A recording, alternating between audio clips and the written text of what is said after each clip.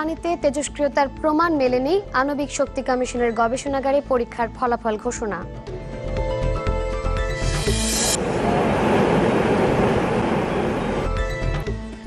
উড়ালবন্দ বাঁধ ভেঙে এবার ডুবল সুনামগঞ্জের পাগনার হাওর, তলিয়ে যাচ্ছে কিশোরগঞ্জের উজানের ফসলও।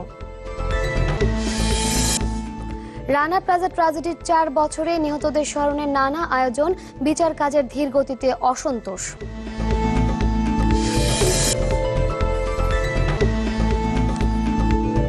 আমন্ত্রণ HRRM দেশ 24-এ আপনাদের সাথে আছি আমি মেরিন নাজনীন। শুনছিলেন শিরোনাম, এবার পুরো খবর। হাওরের পানিতে কোনো ধরনের তেজস্ক্রিয় পদার্থের উপস্থিতি পায়নি আণবিক শক্তি কমিশন। বিকেলে ঢাকা বিশ্ববিদ্যালয় এলাকায় নিজেদের কার্যালয়ে সংবাদ সম্মেলনে এ তথ্য জানান গবেষক দলের প্রধান ডক্টর দিলীপ কুমার সাহা। জানান, হাওরে মরা মাছ ও হাঁস সহ বিভিন্ন স্থানের পানির নমুনা সংগ্রহ করে আন্তর্জাতিক স্বীকৃত নিজেদের 3টি গবেষণাগারে পরীক্ষা করা হয়, যেখানে ইউরেনিয়াম, থোরিয়াম, ক্রোমিয়াম সহ কোনো ধরনের তেজস্ক্রিয় পদার্থের উপস্থিতি মেলেনি। মূলত অক্সিজেনের শূন্যতা এবং মাত্রাতিরিক্ত অ্যামোনিয়া গ্যাসের কারণে মাছ ও হাঁস মারা গেছে বলে দাবি তাদের।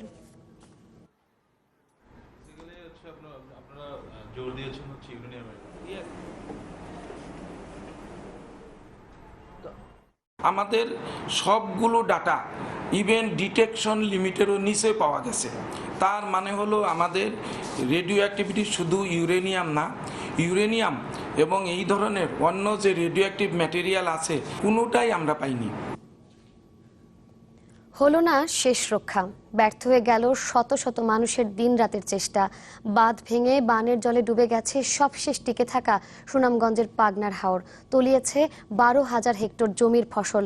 বছরের একমাত্র ফসল হারিয়ে এখন রুটি রুজি নিয়ে দিশেহারা কৃষক।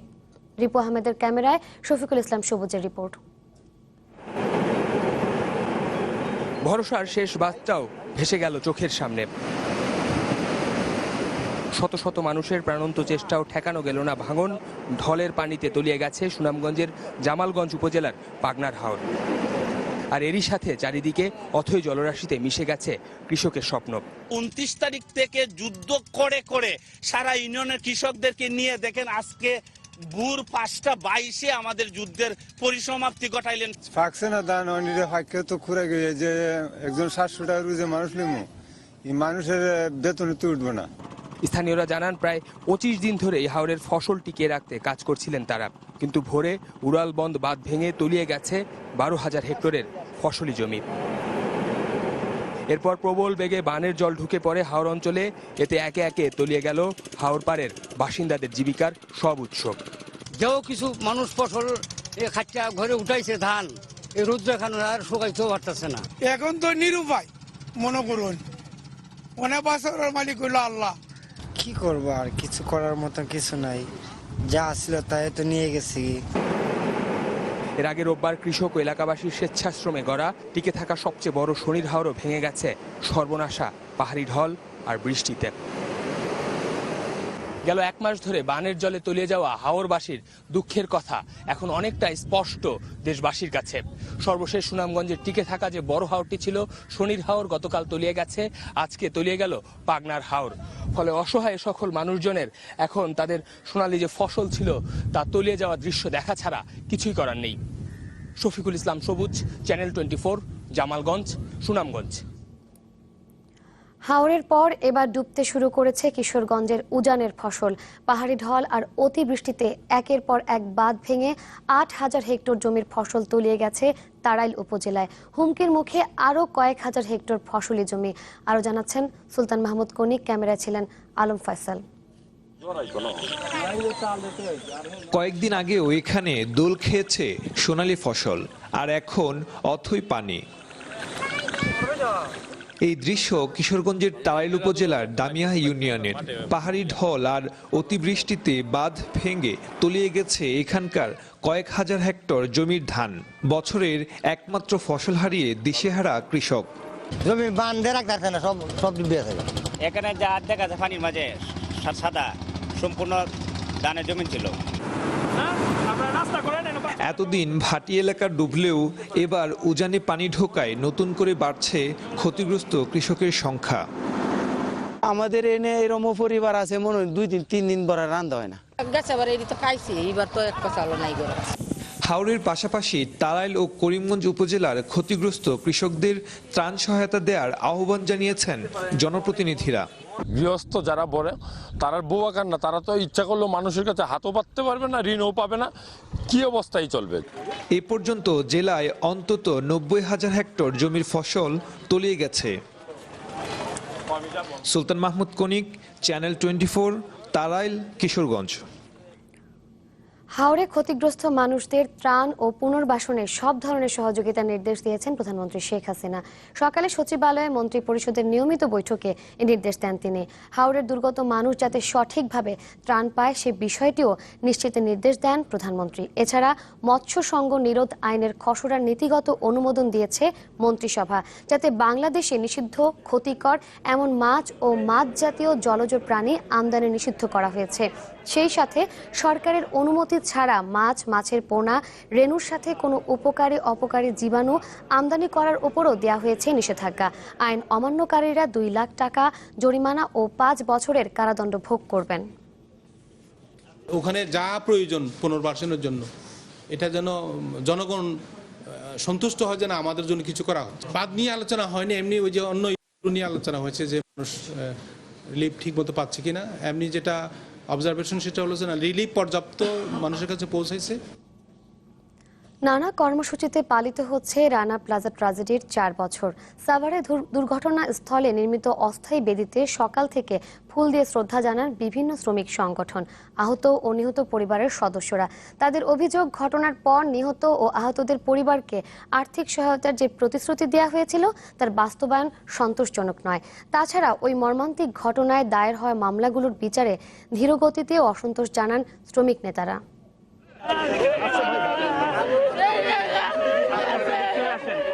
প্রতি বছর এপ্রিল মাস এলেই অন্তত কয়েকদিনের জন্য হলেও দুঃসহ স্মৃতিগুলো কাঁদিয়ে যায় সবাইকে। যারা সেদিন কর্মস্থলে এসে আর ফেরেননি তাদের স্মরণ করতে সেই মৃত্যুপরী সাভারের রানা প্লাজার সামনের অস্থায়ী বেদিতে ফুল দিয়ে শ্রদ্ধা জানান আহত ও নিহতদের পরিবারের সদস্য ছাড়াও বিভিন্ন শ্রমিক সংগঠন।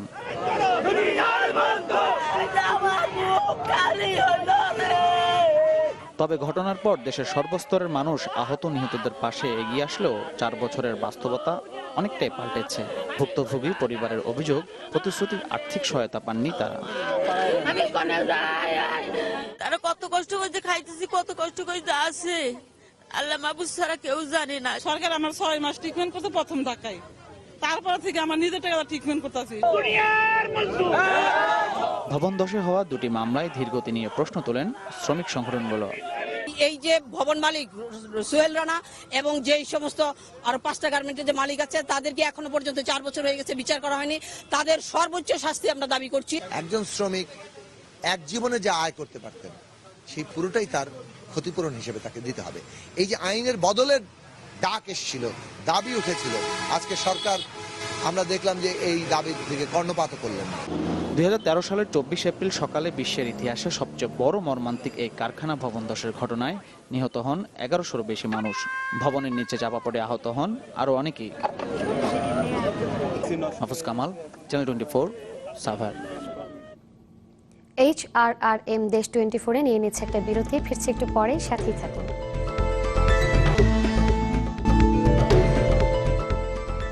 আবার আমন্ত্রণ HRRM দেশ 24-এ। কালবৈশাখী ঝড়ের পর প্রায় 17 ঘন্টায়ও স্বাভাবিক হয়নি মেহেরপুর জেলার বিদ্যুৎ সরবরাহ। এদিকে ঝড়ে ব্যাপক ক্ষয়ক্ষতি হয়েছে ঘরবাড়ি, গাছপালা ও ফসলের। গত রাতে প্রায় 1 ঘন্টার ঝড়ে অর্ধশতাধিক কাঁচা ঘরের ছাউনি বিধ্বস্ত হয়, উপড়ে পড়ে বড় বড় গাছপালা, বিচ্ছিন্ন হয়ে যায় বিদ্যুৎ সরবরাহ। এছাড়াও 1 ঘন্টার বেশি সময় ধরে বন্ধ ছিল মেহেরপুর কুষ্টিয়া সড়কের যান চলাচল। এদিকে অতিরিক্ত বৃষ্টিতে ক্ষতি হয়েছে বোরো ধান ও পাটের, এতে ব্যাপক ফসলহানির আশঙ্কা করছেন কৃষকরা। এদিকে কালবৈশাখী ঝড়ে রাজবাড়ীতে 1 জন এবং শেরপুর ও নাটোরে বজ্রপাতে মারা গেছেন আরও 2 জন।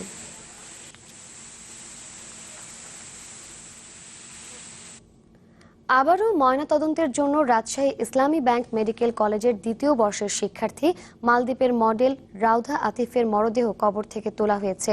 এরপর ফের ময়নাতদন্ত হয় রাজশাহী মেডিকেল কলেজ হাসপাতালে। মৃত্যুর 25 দিন পর আজ সকাল 9টায় এর আনুষ্ঠানিকতা শুরু হয়। এ সময় রাউধার বাবা মোহাম্মদ আতিফ, রাজশাহীর নির্বাহী ম্যাজিস্ট্রেট, তদন্ত কর্মকর্তা সহ স্থানীয় প্রশাসন উপস্থিত ছিলেন। রাউধার পরিবারের দাবি তাকে পরিকল্পিতভাবে হত্যা করা হয়েছে। সুষ্ঠু তদন্তের আশা করেছেন তারা। এ ঘটনায় চলতি মাসের 10 এপ্রিল রাউধার সহপাঠী সিরাত পারভিনকে আসামি করে হত্যা মামলা হয়। এরপর গত 15 এপ্রিল পুনঃ ময়নাতদন্তের প্রয়োজনে মরদেহ তোলার অনুমতি দেন আদালত। গত 29 মার্চ ইসলামী ব্যাংক মেডিকেল কলেজের হোস্টেলের 209 নম্বর কক্ষ থেকে রাউধার মরদেহ উদ্ধার করা হয়। এটা তো হচ্ছে যে আমাদের পুনঃ ময়নাতদন্তের আবার নির্দেশ দেওয়া হয়েছে, আপনারা জানেন যেটা, ঠিক আছে। তো এটারই একটা ইনিশিয়াল পার্ট হচ্ছে এটা আমাদের লাশটা উত্তোলন করা হলো আজকে। এখন হচ্ছে আমরা ময়নাতদন্তের জন্য রাজশাহী মেডিকেল কলেজে পাঠিয়ে দিয়েছি। সিআইডিতে হস্তান্তরের পর আমরা চাই যে কোনো প্রকারের চেষ্টা যেন ত্রুটি না থাকে, সেই কারণে একটি মেডিকেল বোর্ড গঠন করে কোর্টের আদেশ নিয়ে আমরা দ্বিতীয়বার অটোপসি করার সিদ্ধান্ত নিয়েছি। কুষ্টিয়ার বিসিক শিল্পনগরীর এমআরএস পার্টিকেল বোর্ড কারখানায় আগুন লেগে নিহত হয়েছেন 2 জন। ফায়ার সার্ভিসের এক কর্মী সহ আহত হয়েছেন অন্তত 4 জন। স্থানীয়রা জানান, সকালে কারখানায় আগুন দেখে ফায়ার সার্ভিসে খবর দেন তারা। পরে ঘটনাস্থলে পৌঁছে তাদের 5টি ইউনিট আগুন নিয়ন্ত্রণের চেষ্টা চালায়। প্রায় 2.5 ঘন্টার পর আগুন নিয়ন্ত্রণে আনে তারা। আগুন লাগার কারণ এখনো জানা যায়নি, তবে ব্যাপক ক্ষয়ক্ষতির আশঙ্কা করছে ফায়ার সার্ভিস। এই ঘটনা আহতদের স্থানীয় হাসপাতালে চিকিৎসা দেওয়া হচ্ছে। এখন আগুন ক্লিয়ার, একদম কন্ট্রোলে আগুন ধরছে। এখন কি কারণে সেটা তো বলা যাচ্ছে না। খোঁজ পাওয়া যাচ্ছে না, এই জন্যই তো আজ বাবারে। আমার বড় মামা ছোট মামা দুইজনে এখানে চাকরি করে। এখানে আমার বাড়ির থেকে সংবাদ পাই, এখানে আইছি, আসার পরে মানে কোনো খোঁজ দিচ্ছে না। দিনাজপুরে বয়লার বিস্ফোরণের ঘটনায় আরও একজনের মৃত্যু হয়েছে। এ নিয়ে মৃতের সংখ্যা দাঁড়ালো 13 জনে। এদিকে মিল মালিকের বিরুদ্ধে কোতোয়ালি থানায় মামলা করেছেন নিহত শ্রমিক রিপনের স্ত্রী মর্জিনা বেগম। সকালে রংপুর মেডিকেলে চিকিৎসাধীন অবস্থায় মারা যান আহত মনোরঞ্জন রায়। এছাড়া গত কয়েকদিনে চিকিৎসাধীন অবস্থায় মৃত্যু হয় আরও 12 জনের।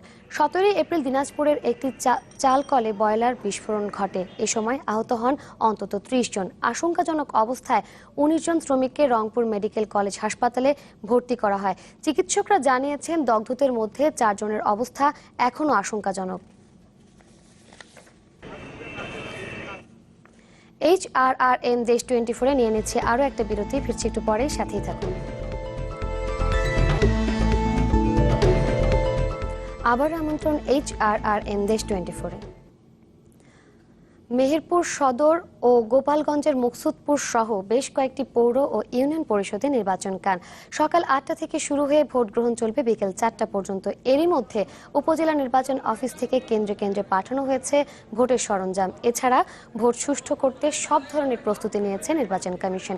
নিরাপত্তায় পুলিশ, আনসারের পাশাপাশি বিজিবি ও র্যাবের বিপুল সংখ্যক সদস্য মোতায়েন থাকবে।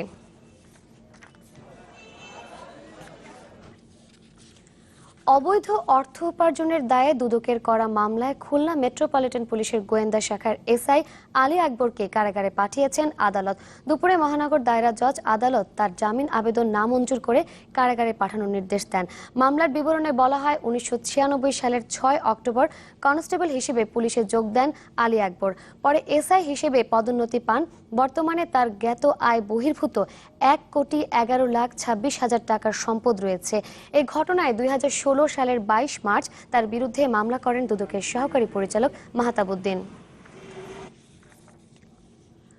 মুন্সিগঞ্জে এইচএসসি পরীক্ষার্থী সোনিয়া হত্যার বিচার দাবিতে রাজপথে নেমেছেন সর্বস্তরের মানুষ।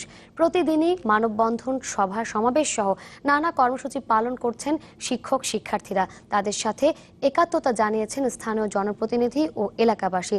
দোষীদের দৃষ্টান্তমূলক শাস্তির দাবি জানান তারা। পুলিশ বলছে, জড়িতদের ধরতে অভিযান চলছে। গত 17 এপ্রিল মুন্সিগঞ্জের গজারিয়ায় নিজ বাড়িতে দুর্বৃত্তদের ছোড়া অ্যাসিডে ঝলসে যায় সোনিয়ার 90 ভাগ শরীর। 4 দিন মৃত্যুর সাথে লড়াই করে গেল বৃহস্পতিবার রাতে মারা যান তিনি। এই ঘটনায় গজারিয়া থানায় একটি হত্যা মামলা দায়ের করা হয়েছে।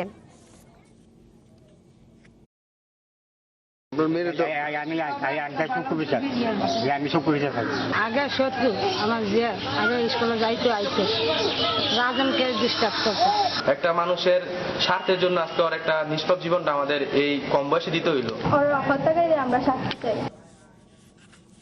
রংপুরের বেগম রোকেয়া বিশ্ববিদ্যালয়ের উপাচার্য ডক্টর একেএম নুরুন নবীর বিরুদ্ধে দুর্নীতি ও অনিয়মের অভিযোগ এনে সংবাদ সম্মেলন করেছে প্রগতিশীল শিক্ষক সমাজ। সকালে বিশ্ববিদ্যালয়ের ক্যাম্পাসে এই সংবাদ সম্মেলনের আয়োজন করা হয়। এতে বক্তারা অভিযোগ করেন, বিশ্ববিদ্যালয়ের আইন লঙ্ঘন করে 17টি পদ দখলের পাশাপাশি 9টি বিভাগের প্ল্যানিং কমিটির সদস্য হয়েছেন উপাচার্য। এছাড়া শিক্ষক নিয়োগে অনিয়মের অভিযোগও আনেন বক্তারা। বলেন, এই বিষয়ে ইউজিসি ও শিক্ষা মন্ত্রণালয়কে জানানো হলেও সুফল মেলেনি।